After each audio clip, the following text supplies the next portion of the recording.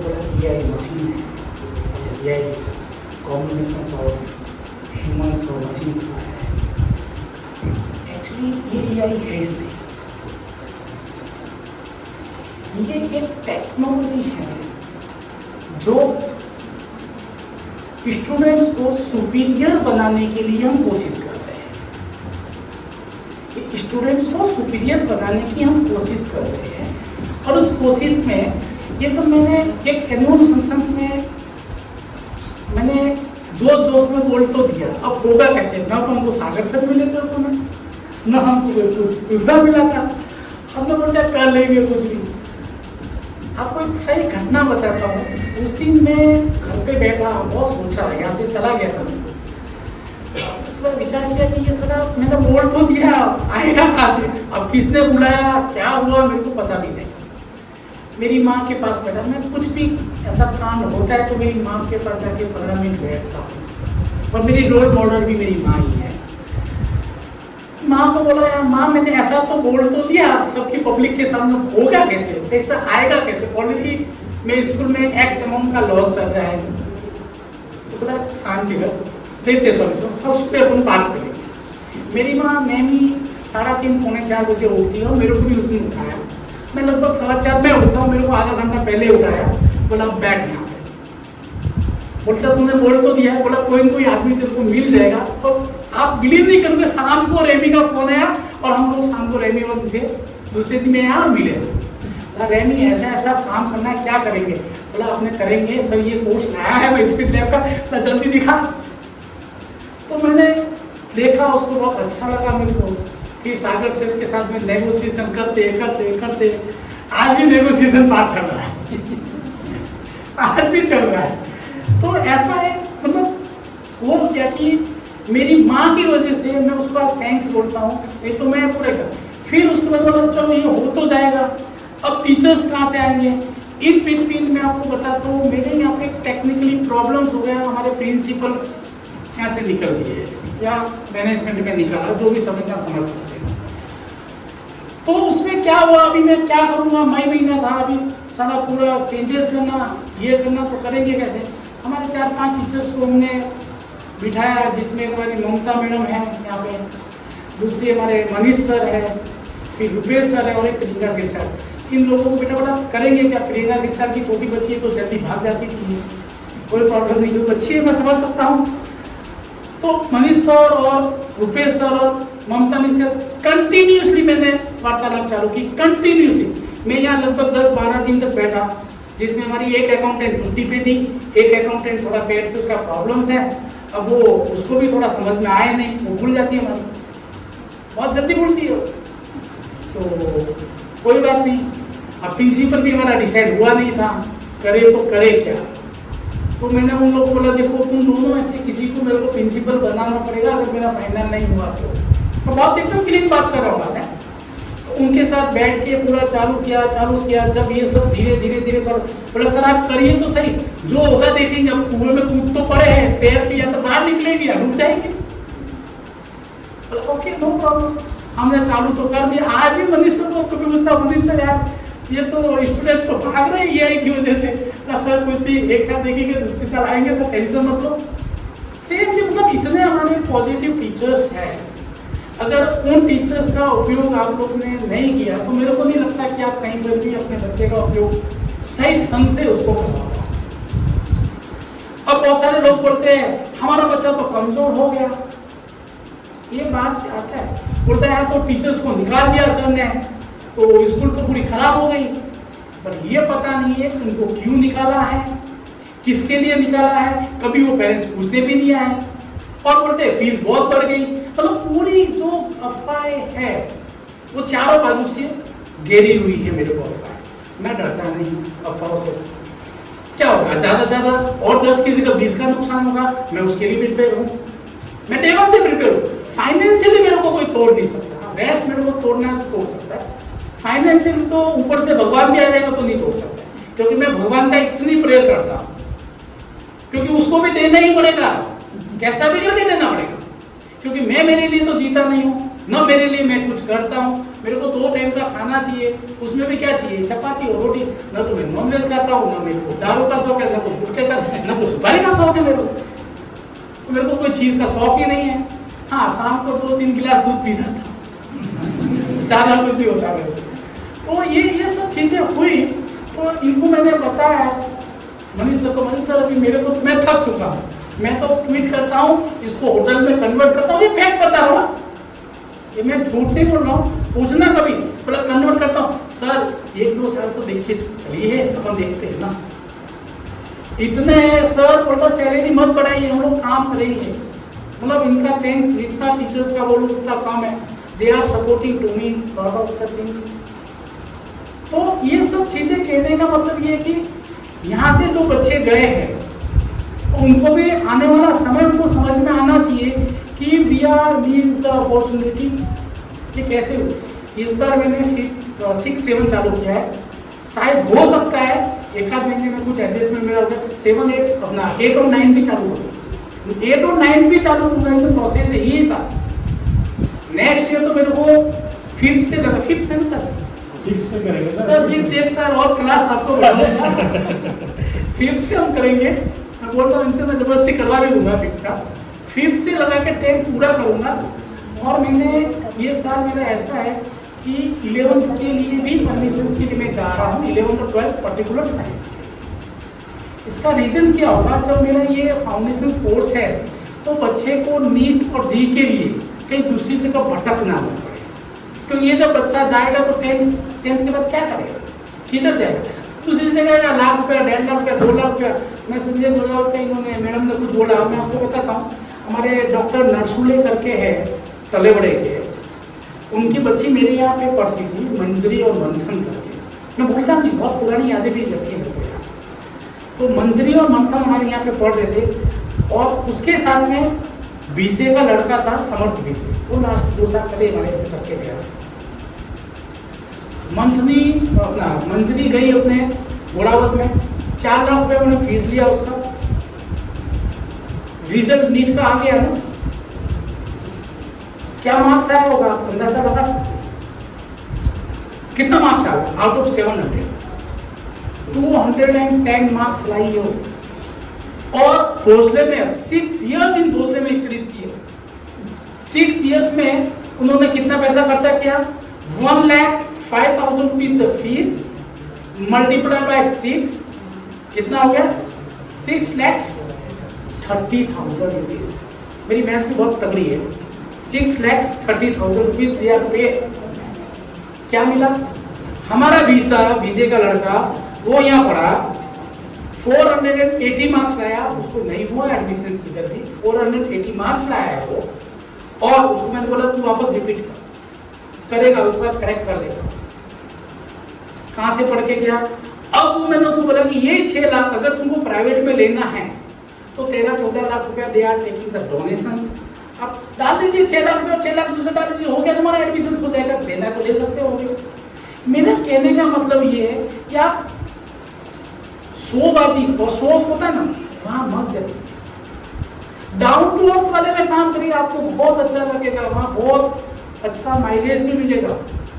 अब मैं दूसरी बात आती हूँ सोनी मैडम की, उन्होंने एक बोला, मैं सुन रहा था कि यहाँ मेरे को उस बाजू वाले जब उद्घाटन कर रहे थे, हम इनोग्रेशंस कर रहे थे, तब उन्होंने बोला कि सर यहाँ से पेरेंट्स मेरे पास आए कि उनके बच्चे कम हो गए। ओके, मैं मानता हूँ कम हुआ, परसेंटेज कम आए, बिल्कुल सही है। उसके पीछे का कभी कोई पेरेंट्स आके मेरे से बात किया नहीं किया। पहले क्या होता था मैं आपको बताता हूँ, मेरे अंडर भी यही हुआ था, मैं जब यहाँ था तब भी यही होता था। इंपोर्टेंट क्वेश्चंस, ये 20 क्वेश्चंस है, दैट इज द इंपोर्टेंट, इसमें से ही आएगा। क्या होगा, इसी में से आएगा। ये क्या इंपोर्टेंस होता है, क्या इंपोर्टेंस होता है? बच्चा तो बस 20 के 20 रट के आ गया, 90 मार्क्स आ गया, दे आर हैप्पी। हैप्पी जब एक्चुअल उसको मार्क आता है तब उसको समझ में आता है। मैं 10th की बात बताता हूँ, 1 साल में सिंपी मैडम से भी 1 साल मेरे को या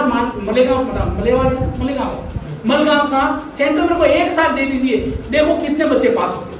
मैं ओपन चैलेंज करता हूँ, कम से कम 30% बच्चे फेल होंगे सर। मैडम मैं चैलेंज के साथ बोलता हूँ, अगर मेरे को सेंटर दे दिया कोई बच्चा ऐसे से ऐसे कॉपी कर दे, क्या मजा आ रहा? मैं पूरा सीसीटीवी कैमरे के साथ प्रूफ दूंगा ये बंदे ने कॉपी की है, इसके लिए इसका मार्क्स है। मैं हैप्पी नहीं हूं क्योंकि यहाँ के टीचर्स भी धोखा दे रहे हैं बच्चों को कॉपियां करवा के। मैं टीचर्स मंडली को भी मैं आह्वान करता हूं, ऐसा नहीं होना चाहिए। आज आपका बच्चा क्यों पीछे हो रहा है? इन्होंने बोला घाट से 56 भर्ती हुई, 59 में से 56, क्यों अपना सिंधुदुर्ग से क्यों नहीं गया? क्योंकि वो कॉपियां करवा रहे हैं 10th 12th में। मैं सर 50% मार्क्स लाने वाले को हैप्पी समझूंगा, निस्बत के 90% वाले को हैप्पी। मेरा 10th में 58% था। कितना था sir? 58%। I crack my IAS, I crack my CA, I crack my law, crack my PhD in economics. ऐसा नहीं है कि आपका 50% वाला बच्चा ऊपर नहीं जा सकता, जा सकता है। कंसेप्ट उसका क्लियर होना चाहिए, उसकी मेहनत से वो मार्क्स आना चाहिए।